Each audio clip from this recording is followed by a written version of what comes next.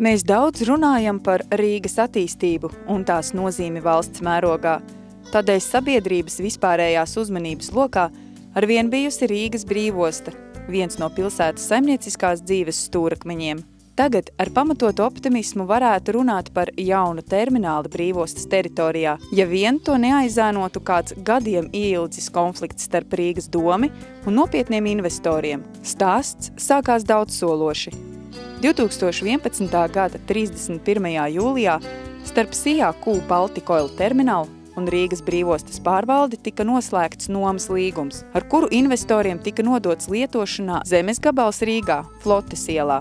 Šī līguma noslēgšanas mērķis bija naftas produktu termināļa būvniecība. 2002. gada 20. decembrī abas puses noslēdza vienošanos par papildus zemes piešķiršanu turpat brīvostas teritorijā. Baltikoil termināls saviem mērķiem tādējādi kopā ieguva teju 295 000 kvadrātmetrus. Atbilstoši ministru kabineta noteikumiem, kārtība, kādā novērtējuma paredzētās darbības ietekme uz vidi, tika uzsākta attiecīgā novērtējuma procedūra.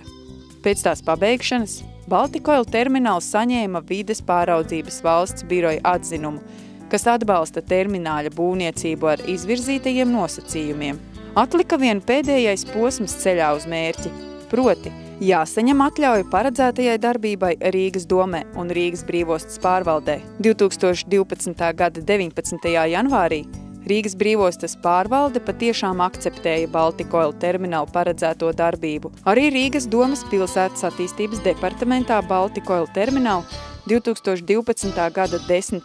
janvārī vērsās ar lūgumu akceptēt šo darbību. Taču te sākās nedienas. Atbilstoši likumam, domei savs lēmums bija jāpieņem 60 dienu laikā, taču investoriem to nācās gaidīt teju 2 gadus. Tikai pirms pāris mēnešiem pēc administratīvās tiesas lēmuma Rīgas dome savu lēmumu beidzot darīja zināmu. Tas bija negatīvs, turklāt pamatots ar iespējamo termināļa darbības kaitīgo ietekmi uz vidi.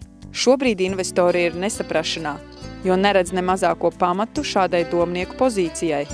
Наша компания разместила заказ в сертифицированной проектной организации для разработки проекта по воздействию на окружающую среду нашего терминала. Разработка проекта длилась 2,5 года.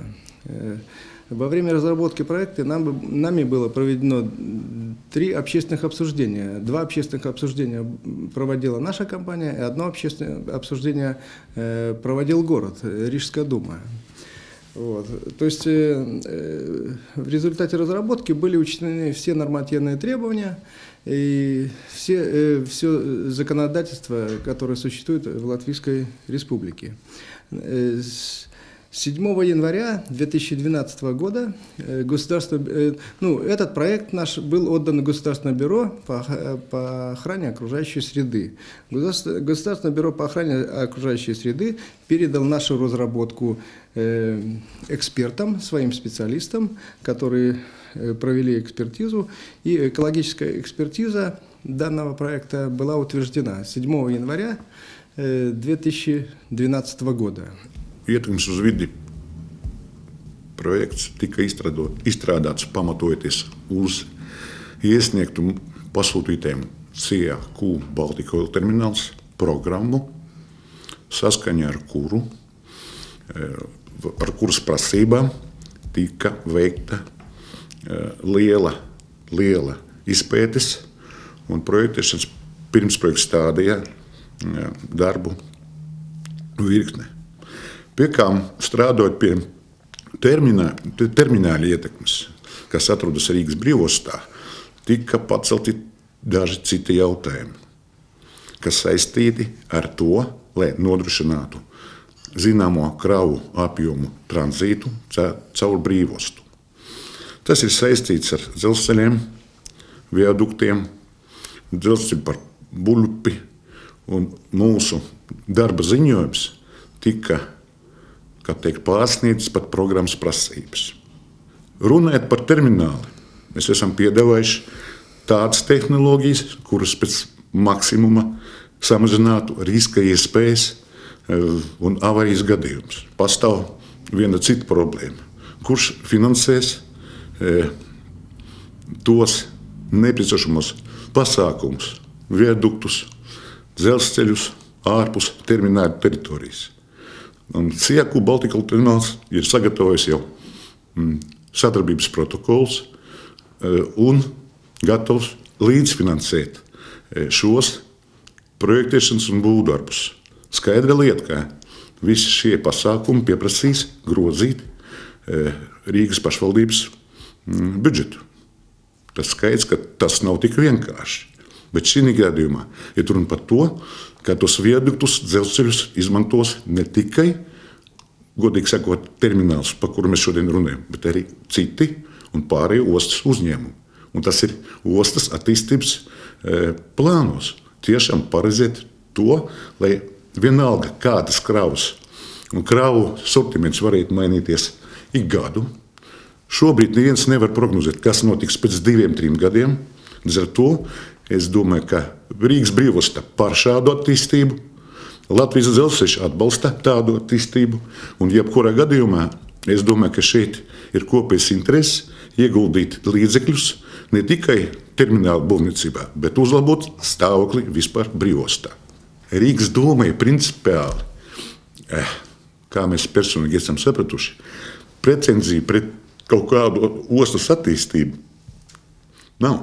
Ja runa par to, ka ir dažas pozīcijas, uz kurām šodien neviens nevar atbildēt. Ja? Kurš paņems to pašu atbildību par šādu problēmu risinājumu?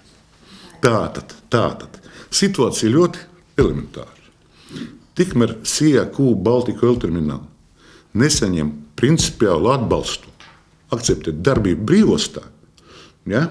Tādēļ mēs varam tikai tā runāt apkārt, bet ne konkrēti par tiem soļiem, kurus jāveic ostas attīstības infrastruktūrā, ceļos, dzelzceļos un tā tālāk. Tātad, jebkurā gadījumā es saprotu, ka sagatavot protokolu par kopēju sadarbību, vai ne? Un jautājums ir kāds? Kāda ir līdzdalība? Ir kā intereses visiem pastāv, ja? Tad CIEKU Baltika termināls gatavs uzņemties atbildību, bet tiešām tur ir virkne dažādu tehnisko vides problēmu, kuras pastāv. Ja mēs runājam par trokšņa iedarbību, ja, uz to pašu dzīvojamo masīvu, šodien neviens dzelzceļa vagons nešķirso šo rajonu, kurš apkalpotu CIEKU Baltika terminālu. Tad tas nozīmē, ka tā problēma jau pastāv sen. Ietekmes uz vidi novērtējuma autors Uldis Kalnietis uzsver, ka šis projekts veidots stingri ievērojot valsts iestādes vides pāraudzības biroja apstiprināto programmu, ko izstrādājuši savas nozares augsta līmeņa profesionāļi. Ietekmes uz vidi novērtējums tiek izstrādāts strikti atbilstoši valsts iestādes, vides pāraudzības valsts biroja izstrādātai programmai, kuru izstrādā profesionāli cilvēki. Izstrādā šo ietekmes uz vidi novērtējumu projektu un to atdod atpakaļ, birojam, un tas birojs nosūta projektu izvērtēšanai daudziem neatkarīgiem ekspertiem, arī uzņēmumiem, arī iestādēm. Un mēs arī dabūjām no Rīgas domas atpakaļ komentārus, ko mēs iestrādājām jau pilnveidojot šo te ietekmes uz vidi novērtējumu ziņojumu. Un tur bija tās domas iebildes tapa iestrādāts, jo rezultātā ir tā, ka mēs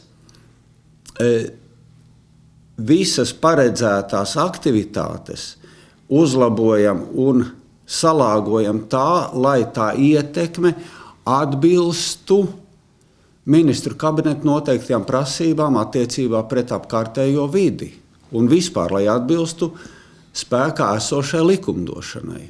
Un te neiet vispār runa par to, ka man patīk vai man nepatīk, man šķiet vai man nešķiet. Te ir ļoti strikti tā kā matemātikā. 1, 2, 3 ir noteikts un tas viss tiek izpildīts. Tādēļ man pārņem tāds nesaprašana īstenībā, ja, kā atbildīgas Rīgas domas amatpersonas pēkšņi paziņo, ka viņiem šķiet, ka tur tas nebūs, Un ka viņi sāk mācīt valsts iestādes, valsts institūcijas, kā ir pareizi jānoformē dokumenti. Ja, tas tā drusku dīvaini man šķiet īstenībā. Man pat brīžam šķiet, ka domes, teiksim, cilvēki, viņi izmanto ietekmes uz vidi novērtējumu, vides jautājumus, lai piesaktu savu nevarību vai savu nezināšanu vai savu negribēšanu. Un es varu droši pateikt, ka no vides viedokļa viss ir izdarīts, darbs ir iztaisīts atbilstoši esošajām prasībām vides likumdošanā. Un atsaukties uz to, ka kaut kas neatbilst vides prasībām, vienkārši nav korekti. Tad jāmeklē no domas puses, jāmeklē citi teiksim, iemesli, kādēļ viņa nepieņem lēmumu. Mūsuprāt, visus 2 gadus, kurus mēs gaidījām atbildi no Rīgas domas, tas nepamatoti tika ilgsts šis jautājums. To atzināja arī administratīva tiesa šogad, ja, un beidzot Rīgas domas nāca pie jautājuma izskatīšanas, bet, kā jau bija iepriekš teikts, saņemot atzinumu no valsts vides pāraudzības biroja, mums bija jāsaņem Rīgas domas un Rīgas brīvostas akceptus. Tā saucamos atļaujus paredzētai darbībai. Tas ir saskaņā ar likuma par ietekmes uz vides novērtējumu 22. pantu. Un šādu akceptu no Rīgas brīvostas mēs saņemam uzreiz 2012. gada, bet no Rīgas domas tāds akcepts nav dots. Mūsuprāt, tas nav pamatots, likumīgi nav pamatots, ja, un to mēs varam izskatīt iespēju, ja, un aizstāvēsim savas tiesības tiesā. Ja. Mūsuprāt, termināla izvietojums ir projekta priekšrocība, nevis trūkums, kā teikts Rīgas domas lēmuma projektā, ja, jo izvietojums pilnībā atbilst gan brīvostas attīstības plāniem, tā kā viena no Rīgas teritorijas plānošanas pamatnostādnēm, kas ir publicēts Rīgas domas mājaslapā, ir tā noteikta Rīgas ilgtermiņa attīstības stratēģijā.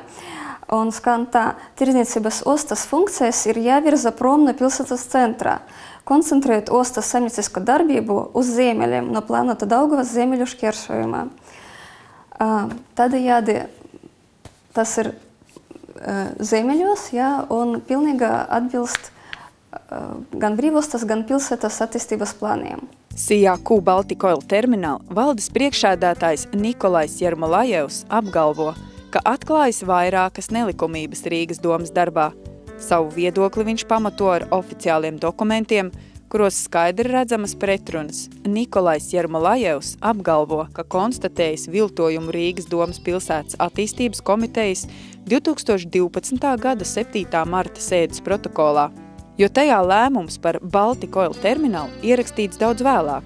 To, ka attiecīgajā datumā šis jautājums nemaz nesot izskatīts, esot gatavi apstiprināt tolaik pilsētas attīstības komitejā strādājušie deputāti, ir vēl kāda pretruna. Saskaņā ar dokumentāciju pilsētas būvvaldes pārstāvji šī jautājuma izskatīšanai attīstības komitejā ieradušies tikai dienu vēlāk, 8. martā.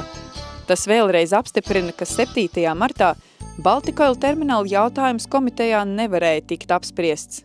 Мы написали заявление в Бюро по борьбе с коррупцией и в прокуратуру, чтобы рассмотрели этот вопрос. Это уголовно наказуемое деяние вообще, так. То есть в Рижской думе может быть второй Юрмалгайт по этому вопросу. То есть это очень серьезно. И потому мы надеемся, что Бюро по борьбе с коррупцией и прокуратура объективно разберется в этих вопросах.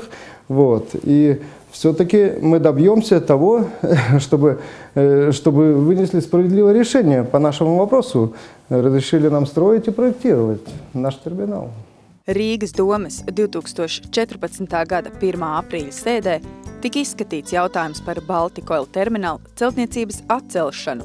Lai gan investoru pārstāvis Uldis Kalnietis viņam atvēlēto 5 minūšu laikā centās pietiekami lakoniski izskaidrot projekta tapšanas gaitu un ietekmes uz vidi novērtējuma principiālo pamatotību, deputāti nobalsoja pret termināļa izveidi. Patiesībā šis balsojums ir tikai kārtējais šķērslis ceļā uz Baltikoil terminālu nākotni, jo investori nav gatavi atkāpties grūtību priekšā. Pasaulē daudz grandiozi projekti taču īstenojušies, nevis pateicoties situācijas labvēlībai, bet par spīti nesapratnei un aizspriedumiem. Tagad savs vārds būs sakāms Latvijas likumsargājošajām iestādēm, no kurām tiek gaidīts taisnīgs spriedums.